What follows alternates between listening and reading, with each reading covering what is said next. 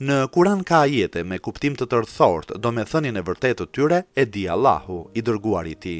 Duhet të thellohemi në dije, siç thot ajeti. Është ai që të ka shpallur ty Muhammed librin, disa vargje të cilit janë të qarta e me kuptim të drejtë për drejtë, ato janë themelet e librit, kurse disa vargje të tjera janë jo krejtësisht të qarta. Ata, zemrat e të cilëve priren nga e pavërteta, ndjekin vargjet më pak të qarta, duke kërkuar të krijojnë përshtyellim dhe duke kërkuar të komentojnë sipas dëshirës së vet. Në këtë ajet gjendet fjala zeigun. Po çfarë kuptimi ka kjo fjalë? Komentuesi thonë se ka kuptimin e animit dhe të prirjes nga e pavërteta. Pra ka njerëz që nuk e duan të vërtetën, por dëshirojnë të përhapin ide, qëndrime të reja dhe për këtë fillojnë të kërkojnë që të gjejnë diçka që t'i ndihmojnë për përhapjen e qëndrimit të tij individual dhe të largojë të tjerët nga e vërteta. Padyshim, ky jo vetëm që është një gabim i madh, por edhe mëkat, sepse largimi i njerëzve nga e drejta dhe e vërteta është mëkat.